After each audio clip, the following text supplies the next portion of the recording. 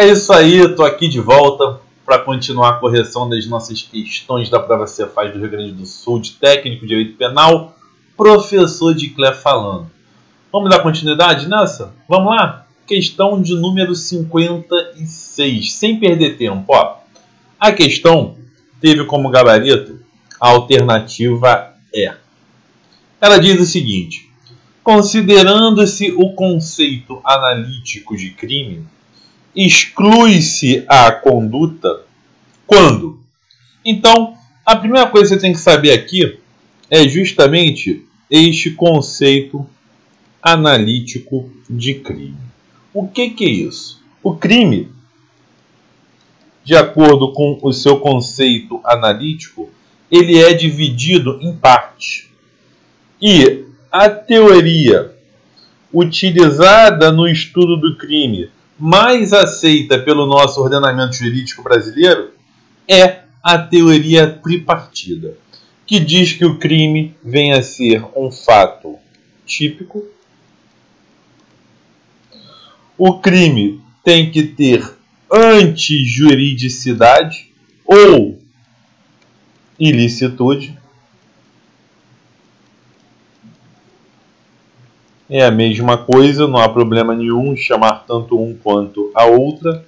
E por último, o crime precisa ter culpabilidade. Então, quando alguém pratica um crime, alguém pratica um fato típico, antijurídico e culpável. Maravilha? Tranquilo até aqui. O fato típico, nos crimes materiais, são aqueles crimes que dependem de resultado, ele possui 4 elementos. Precisa de uma conduta, precisa de um resultado, tem que haver uma ligação, um nexo causal, uma relação de causa e efeito entre a conduta e o resultado. E por último, tudo isso tem que estar descrito na lei, caracterizando a tipicidade. Tá ok? E a questão vem dizendo sobre as situações que excluem a conduta.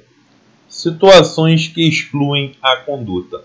Quando que a conduta é excluída? Olha só, você tem que saber que a conduta ela possui um elemento objetivo e também um elemento subjetivo. Um objetivo e um subjetivo. No elemento objetivo, a conduta ela é verificada por meio da ação ou omissão. Então, no elemento objetivo da conduta, nós verificamos se a pessoa teve uma conduta positiva, uma ação, ou uma conduta negativa, uma omissão. Já o elemento subjetivo está relacionado à intenção do agente. Ou seja, o elemento subjetivo ele se consubstancia no dolo ou na culpa. Portanto, quando a questão pergunta situações que excluem a conduta, ela está querendo saber alguma situação onde a pessoa não tem ação ou omissão ou não tem dolo e nem culpa. E aí, as situações que excluem a conduta e, consequentemente, tornam o fato atípico são várias. Dentre elas, eu destaco o seguinte, ó. Quais são as situações que eu destaco aqui, ó? Coação física irresistível. Na coação física irresistível, o sujeito ele não manifesta intenção. Consequentemente, ele não tem nem dolo nem culpa. Por isso, a conduta ela fica excluída. Tá? Atos involuntários. Alguns chamam de movimentos reflexos. São situações que excluem a conduta. e também situações de caso fortuito ou então situações de força maior. Essas são as principais situações que funcionam excluindo a conduta e tornam o fato atípico. Por isso que o gabarito foi a letra E. Tá ok? A doença mental do agente, doença mental aqui na letra A, ela pode até excluir, mas não a conduta. A doença mental, ela atua na culpabilidade. Portanto, está errada aí a letra A. A letra B fala da coação física, mas a resistível não exclui a conduta, só a irresistível. Então está errada aí. A letra C fala da embriaguez pré-ordenada, aquela situação em que a pessoa ingere a bebida alcoólica para tomar coragem e vir a praticar um crime. Essa não só não exclui nada, como ainda funciona como circunstância agravante. A coação moral irresistível também atua na culpabilidade. A coação física que atua na conduta. Portanto, gabarito aí, letra E. Próxima questão, questão 57. A questão 57 fala das causas de exclusão da culpabilidade. Então, na questão anterior, nós vimos aqui que o crime ele é um fato típico, antijurídico e precisa haver culpabilidade do agente. Em algumas situações, esse elemento aqui, culpabilidade, ele é excluído. E é justamente isso que está sendo cobrado aqui, na nossa próxima questão. É causa de exclusão da culpabilidade. A primeira coisa que você tem que saber é o seguinte: a culpabilidade ela precisa de 3 pressupostos para ocorrer. Para alguém ser considerado culpável, para alguém ter culpabilidade, esse alguém tem que ser, primeiro, imputável, segundo, ter uma potencial consciência de que aquela conduta é ilícita, e terceiro, ser exigível dessa pessoa uma conduta diversa da que ela teve. Portanto, os 3 pressupostos da culpabilidade são imputabilidade, potencial consciência da ilicitude e exigibilidade de conduta diversa. Justamente por isso, eu elaborei essa tabelinha aqui, que também está no meu curso de Direito Penal em PDF.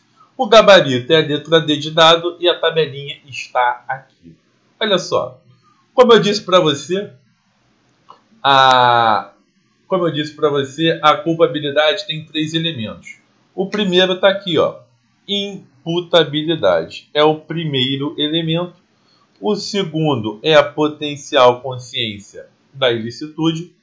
E o terceiro é a exigibilidade de conduta diversa. Ou seja, esses são os elementos que eu acabei de falar.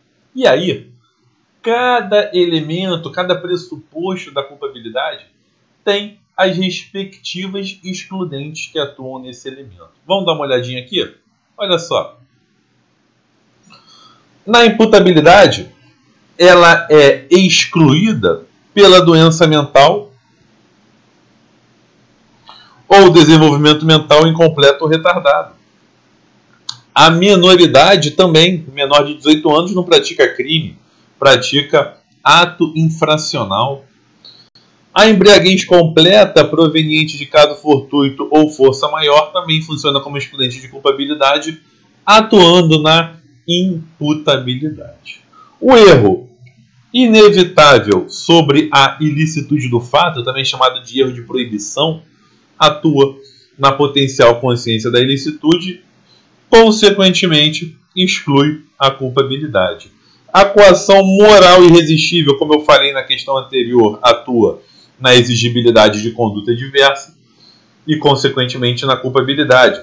Se alguém está agindo sob coação moral irresistível, não é exigível uma conduta diferente dessa pessoa. Portanto, não há exigibilidade de conduta diversa. A obediência hierárquica a uma ordem não manifestamente ilegal, no artigo 21, segunda parte do Código Penal, também funciona como excludente de culpabilidade, e as discriminantes putativas, lá do artigo 20, parágrafo 1º, também funcionam como excludente de culpabilidade. E aí o gabarito já vimos, que é a letra D de Declerc. A letra A trata do erro de tipo. Erro de tipo. O erro de tipo, se ele for um erro de tipo primário, ele pode ser tanto vencível quanto invencível. Isso, se eu não me engano, está lá no artigo 20 do nosso Código Penal. O erro de tipo, seja ele vencível ou invencível, nas duas situações, o dolo ele é excluído. Mas, no erro de tipo vencível, há a possibilidade de punição pela modalidade culposa, se houver, obviamente, previsão legal. Diferentemente do erro de tipo invencível, que exclui tanto o dolo quanto a culpa. Então, quando fala erro de tipo invencível, não tem nada a ver com culpabilidade. Se ambos estão relacionados ao dolo e à culpa, nós sabemos que eles atuam na conduta, como nós vimos no slide anterior. A letra B fala agir sob violenta emoção. A emoção, ela não exclui nada. Ela pode funcionar como atenuante ou como redução da pena, mas não é causa de exclusão da culpabilidade. A embriaguez culposa também não. A embriaguez culposa, aquela que a pessoa se embriaga sem querer, ela não funciona como excludente de culpabilidade. A embriaguez, para funcionar como excludente de culpabilidade, ela precisa ser completa e proveniente de caso fortuito ou força maior. E por último, a embriaguez pré-ordenada, aquela que a pessoa bebe para tomar coragem e vir a praticar o crime. Não só não é excludente, como ainda funciona como circunstância agravante. Portanto, o gabarito da questão 57, letra D de dado. 58. O único tipo de crime que admite a tentativa é... Gente, essa é uma questão clássica de concurso. Cobrar quando que a tentativa é possível e quando que ela não é possível. Tentativa que nós já sabemos, já falei no bloco anterior, ela está prevista no artigo 14, inciso 2 do Código Penal. Caracteriza-se a tentativa quando o crime não se consuma por circunstâncias alheias à vontade do agente e, salvo disposição em contrário, havendo a tentativa, o sujeito é punido com a pena do crime consumado reduzida de 1/3 a 2/3. Isso aí nós já estamos carecas de saber. Agora, dessas alternativas aqui, qual é a que não admite ou a que admite tentativa? Vamos falar sobre isso? Olha só, o gabarito nós já sabemos que é a letra C de casa, ou seja, o crime permanente não admite tentativa. E aí eu peguei uma tabelinha do meu curso em PDF e trouxe para você, tabelinha essa que está aqui. Olha só. Infrações que não admitem a tentativa. Então nós temos as contravenções penais, que são infrações menores, infrações menos graves, por expressa previsão na lei de contravenções penais, elas não são puníveis na modalidade tentada. Temos os crimes culposos. Não há como tentar alguma coisa sem querer. Portanto, nos crimes culposos, nós temos também a impossibilidade da tentativa. Os crimes pré-terdolosos. Pré-terdoloso é aquele crime que a pessoa tem uma conduta dolosa e isso acaba resultando um resultado culposo. Então, é o que a gente chama de dolo no antecedente e culpa no consequente. Se há o elemento culpa de alguma forma, a tentativa ela deixa de ser possível. 4. Crimes unissubsistentes. São crimes que não admitem o fracionamento. Que fracionamento é esse, Dicler? O crime plurissubsistente, o crime plurissubsistente é aquele crime que admite o fracionamento em fases. Que fases são essas? Basicamente, são 4 fases, fases essas que caracterizam o chamado iter criminis. Fase essa que caracteriza o chamado iter criminis. São elas: a cogitação. Primeiro, o sujeito cogita praticar um crime. Depois, ele prepara esse crime, é a fase da preparação. Depois, vem a fase da execução. E, por último, a fase da consumação. Quando o crime admite esse fracionamento em fases, a tentativa é admissível. A tentativa ocorre aqui, na fase de execução, quando o crime não entra na consumação por circunstâncias alheias à vontade do agente. Crimes omissivos próprios também são crimes que não admitem a tentativa. Crimes de atentado ou de empreendimento, quando a lei equipara a tentativa à consumação. Eu pulei os crimes impossíveis, que estão no artigo 17 do Código Penal. São aqueles crimes onde há absoluta impropriedade do objeto ou ineficácia absoluta do meio. E, por último, os crimes habituais, crimes que exigem uma reiteração de condutas para que o crime seja consumado. Exemplo de crime habitual é o curandeirismo. A pessoa que pratica o curandeirismo, quando ela meio que utiliza de práticas, como se fossem práticas médicas para cuidar da vida, da saúde de outras pessoas, sem a devida habilitação. Então, o curandeirismo é um crime habitual. A pessoa faz isso 1 vez, 2 vezes, 3 vezes, 4 vezes, 5 vezes. Tem que fazer isso de forma habitual para que o crime se caracterize. Portanto, quando eu falo aqui em crime habitual na letra A, ele não admite tentativa. Crime culposo também não admite tentativa. Crime préter doloso também não admite tentativa. E crime unissubsistente também não admite tentativa. Gabarito, letra C de casa. O crime permanente admite tentativa. E o crime permanente, eu já falei isso aqui também, é aquele que se prolonga no tempo. Exemplo de crime permanente é o crime de sequestro. Esse é possível que o crime não se consume por circunstâncias alheias à vontade do agente. Beleza? Questão 58, bola morta. E aí chegamos na questão 59. Questão aí que falou sobre o estado de necessidade, uma excludente de ilicitude importantíssima. Uma excludente de ilicitude que é muito cobrada em prova. Tanto estado de necessidade como a legítima defesa são muito cobrados em provas de concurso e na banca CESP não poderia ser diferente. Então dá uma olhadinha aqui no que nós temos para você. O gabarito dessa questão é a letra B de bola. Havendo mais de um agente, o estado de necessidade de um se estende aos demais.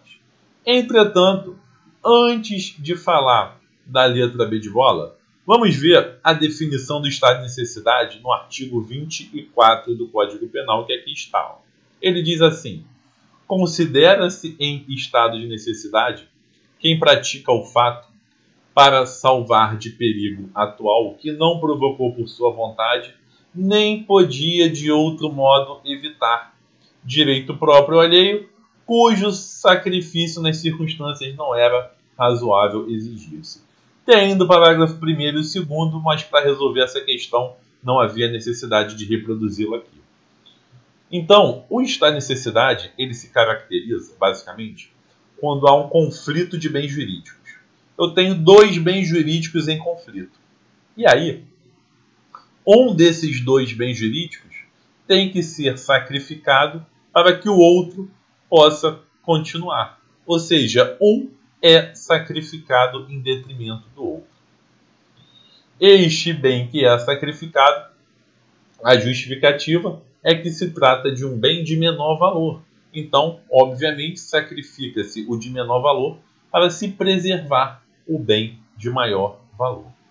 Esses bens precisam estar numa situação de perigo atual, ou seja, há esse elemento temporal aqui no estado de necessidade.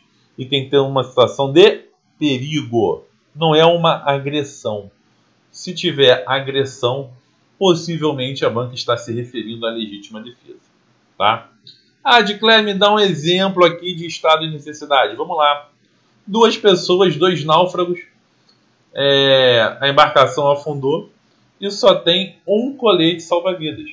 E aí, um dos náufragos dá uma paulada no outro para poder ficar com o colete salva-vidas.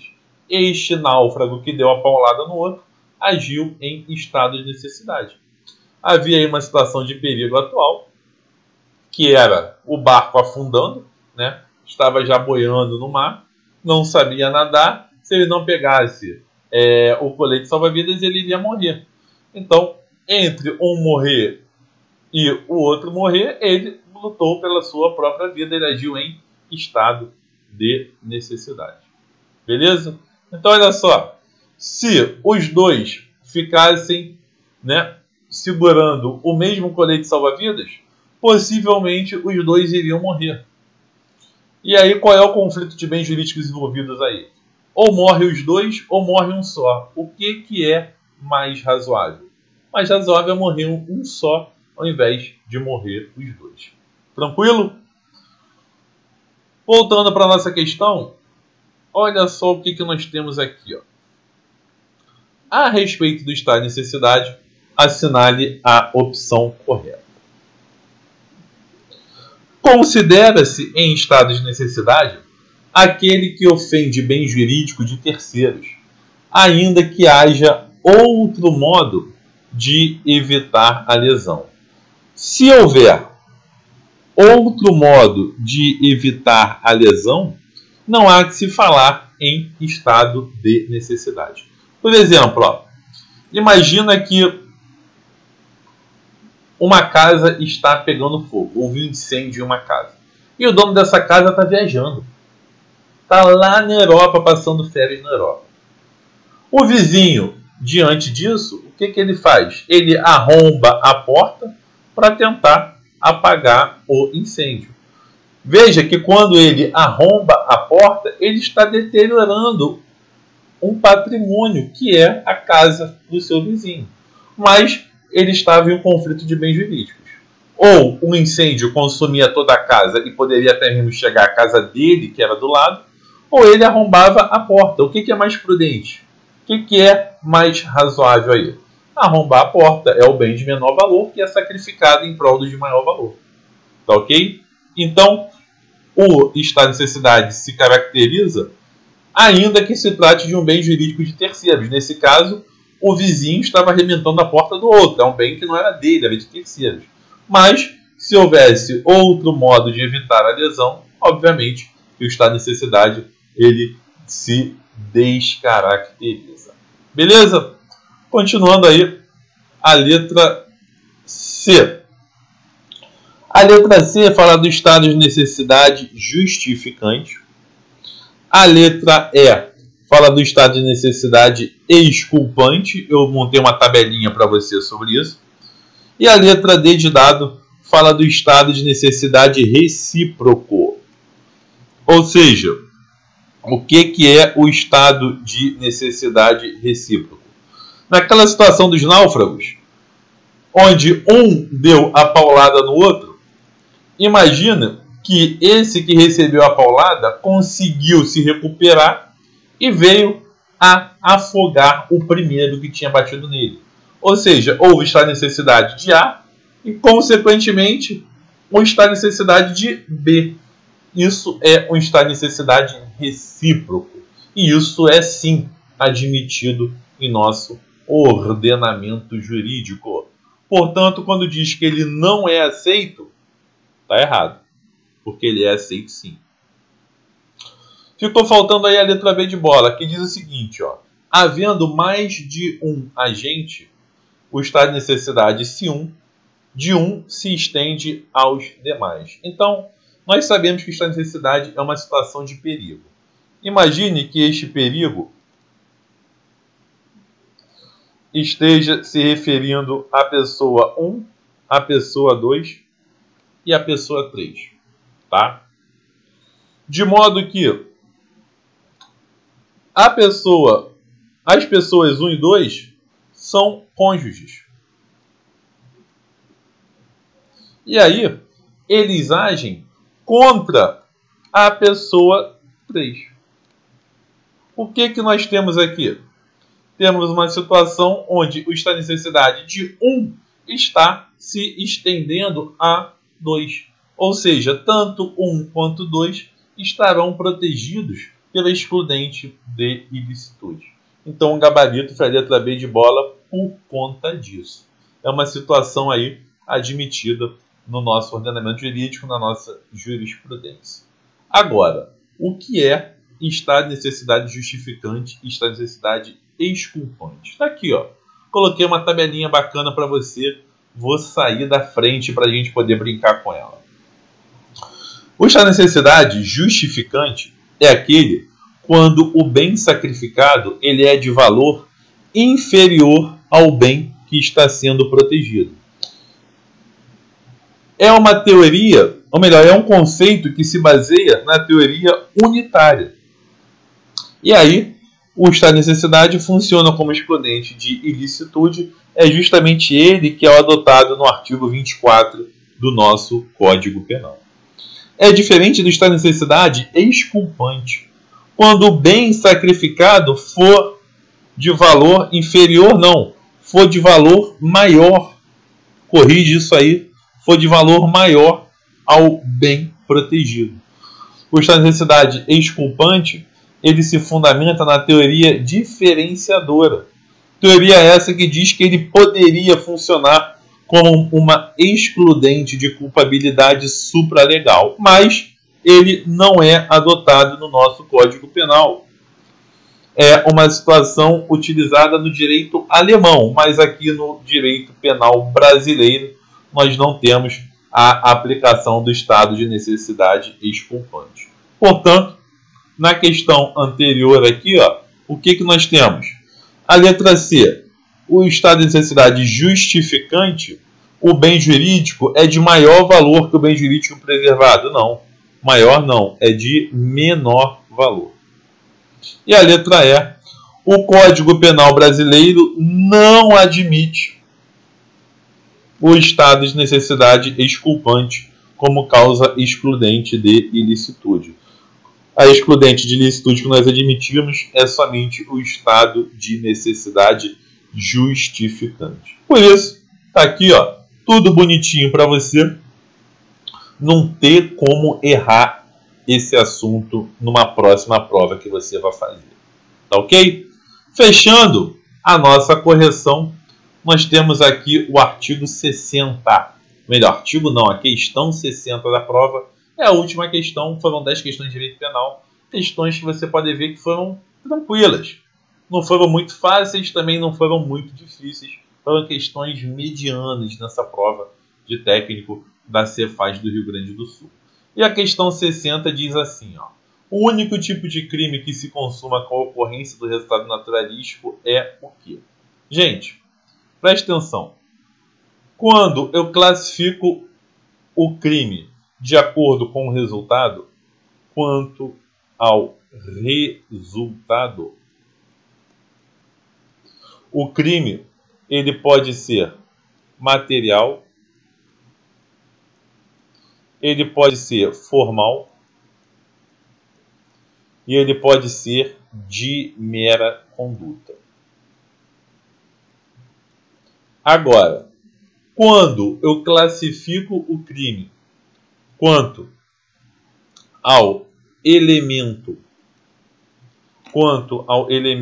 objetivo da conduta, o crime ele pode ser comissivo, resulta de um fazer, ou ele pode ser omissivo, resulta de um não fazer. E o omissivo ainda se subdivide em próprio e impróprio. E é justamente isso que estava sendo cobrado aqui na questão. Vamos trabalhar ela? Olha lá. Aqui, no crime, ou melhor, no enunciado da questão, ela pede o crime que depende de resultado. E o gabarito, como você pode ver, é a letra E. O crime material, ele depende de resultado.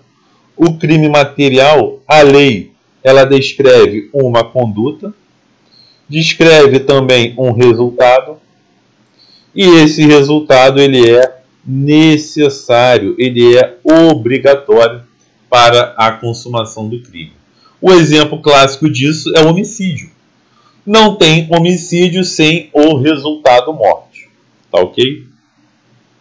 O crime de mera conduta. No crime de mera conduta, que está aqui na letra A, nós temos só uma conduta. A lei descreve só uma conduta. Ela não descreve um resultado. O exemplo clássico do crime de mera conduta é a violação de domicílio. Não há um resultado naturalístico, um resultado que modifique a natureza a ser alcançado.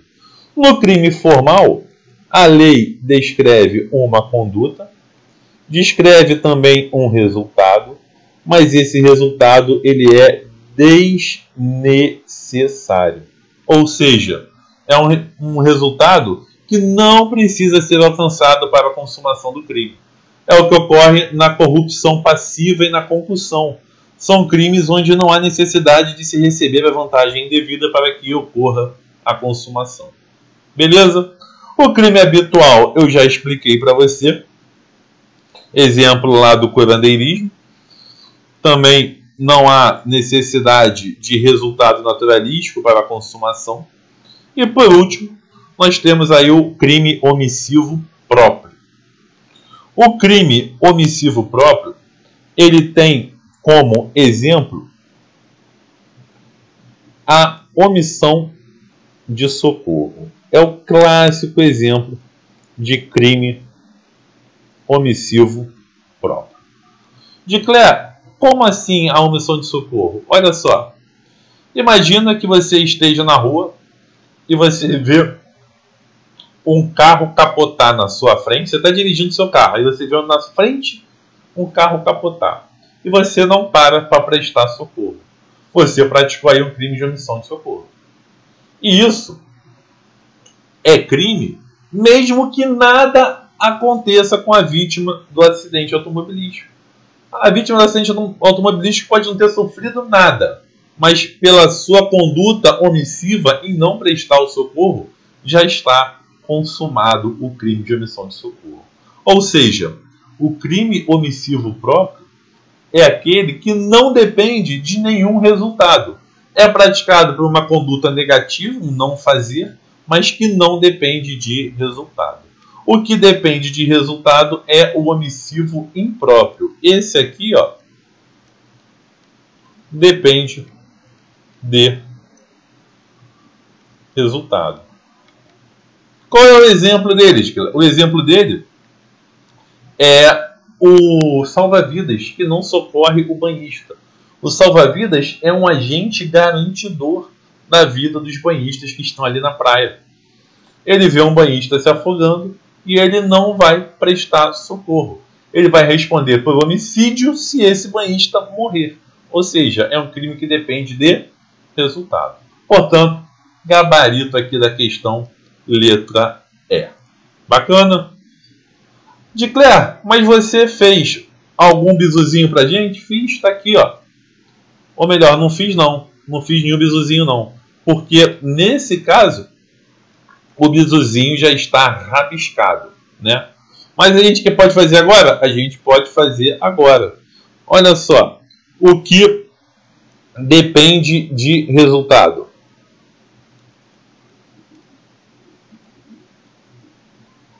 O que depende de resultado, no nosso esquema, é o crime material e o crime omissivo impróprio.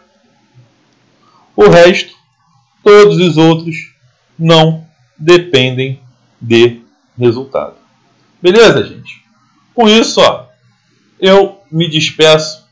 Agradeço enormemente a sua atenção. Muito obrigado mesmo pelo seu carinho, pelo seu prestígio. Espero de alguma forma ter colaborado com os seus estudos, né, desmistificando aí alguns conceitos do direito penal. Beleza? Gostou? Deixa um like aí pra gente e um abraço, bons estudos, até a próxima. Tchau, tchau.